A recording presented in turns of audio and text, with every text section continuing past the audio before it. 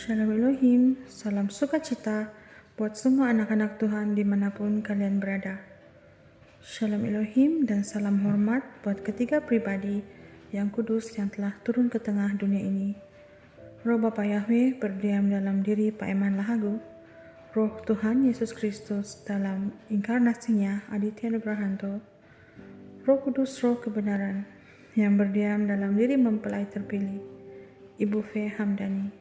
Dalam video kali ini, saya dengan kerendahan hati ingin berfungsi tentang mimpi saya pada hari kemarin. Dalam mimpi saya itu, saya berada di sebuah tempat yang ada beberapa orang juga di situ. Kami sedang berbaris menuju ke hadapan. Dan di hadapan itu ada seorang malaikat sedang berdiri memegang buku. Dan dia sedang memeriksa meterai di dahi setiap orang yang berbaris itu. Lalu ketika sampai pada giliran saya, malaikat itu memeriksa meterai di dahi saya. Dia berkata demikian, dahulunya meterai di dahi kamu adalah binatang, karena kamu telah menerima tanda binatang itu. Tetapi pada saat ini, bersyukurlah, bersukacitalah, karena tubuhmu telah dipulihkan. Oleh itu, lakukanlah dengan sebaik mungkin perintah Tuhan. Apa yang Tuhan kehendaki kamu lakukan, kata malaikat itu. Lalu seperti ada cermin diberikan pada saya melihat dahi saya bercahaya membentuk T atau salib ketika itu.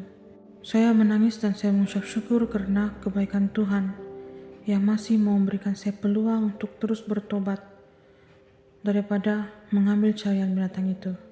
Nah, kemudian itu mimpi saya berubah pada satu keadaan.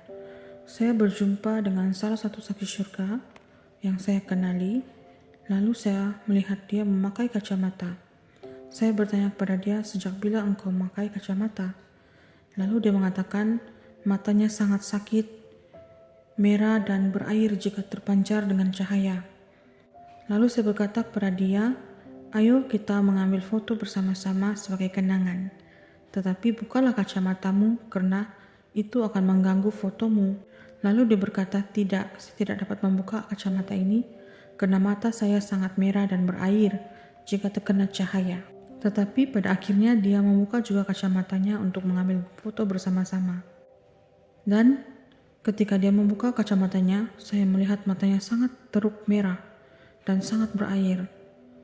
Oleh karena tidak dapat menahan, orang itu terus memakai kacamatanya semula. Nah, ketika itu hati saya berkata, bukankah orang ini DNA murni? Kenapa dia mengalami kesan kesehatan seperti itu? Nah, demikian saja kesaksian mimpi saya itu. Setelah mendapat mimpi ini, ketika berdoa saya bertanya kepada Tuhan, adakah mimpi ini mempunyai arti? Lalu saya diberikan peneguhan firman Tuhan dalam Matius 5 ayat 8 hingga 12. Berbahagialah orang yang suci hatinya, karena mereka akan melihat Allah. Berbahagialah orang yang membawa damai, karena mereka disebut anak-anak Allah. Berbahagialah orang yang dianiaya oleh sebab kebenaran, karena merekalah yang mempunyai kerajaan syurga. Berbahagialah kamu, jika karena aku kamu dicela dan dianiaya, dan kepadamu difitnahkan segala yang jahat. Bersukacita dan bergembiralah, karena upahmu besar di syurga, sebab demikian juga telah dianiaya nabi-nabi yang sebelum kamu.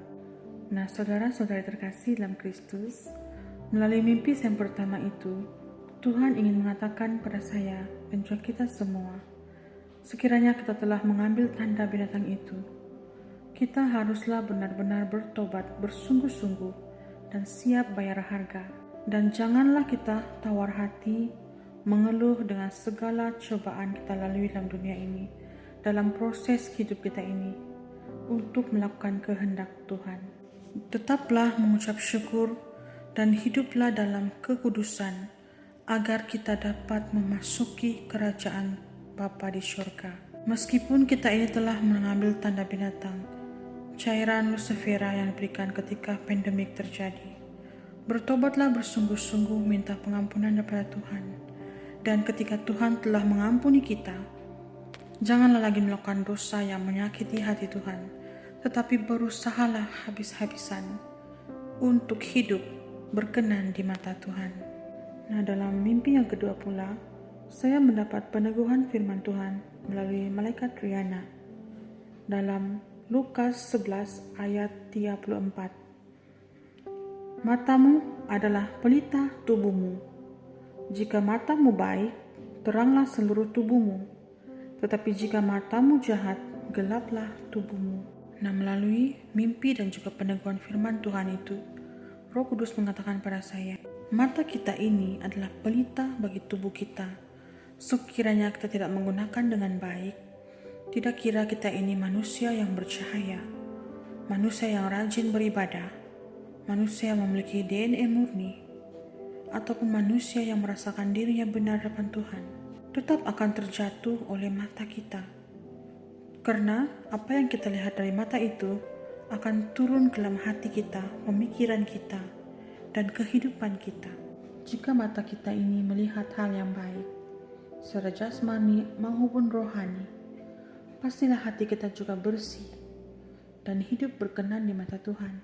Dan oleh hal-hal yang baik itu, teranglah seluruh kehidupan kita dan hidup berkenan di depan Tuhan. Tetapi jika mata kita ini digunakan untuk hal yang tidak baik, pastilah hidup kita juga sentiasa terikat, dipengaruhi oleh hal yang tidak baik itu. Apa yang kita lihat setiap hari, itulah yang akan mempengaruhi hidup kita. Jadi, gelap dan suramlah seluruh kehidupan kita oleh hal-hal yang tidak baik itu. Jadi saudara-saudara terkasih, marilah terus kita menjadi anak-anak Tuhan, hamba Tuhan yang setia, yang sudah diselamatkan oleh kasih karunia-Nya. Jagalah tubuh kita ini, bait sucinya Tuhan dengan baik. Jagalah mata kita, hati kita, secara jasmani dan rohani, agar kita tidak lagi jatuh dalam lembah dosa. Janganlah membiarkan tubuh kita ini, roh kita, tertawan lagi dan terjerat dalam dunia kegelapan. Jagalah dengan baik mata kita yang menjadi pelita bagi tubuh kita ini. Berusahalah sebaik yang mungkin memberikan tubuh kita dibentuk oleh Tuhan, diproses oleh Tuhan, untuk benar-benar menjadi bait sucinya yang kudus dan tidak bercela. Demikian saja kesaksian saya.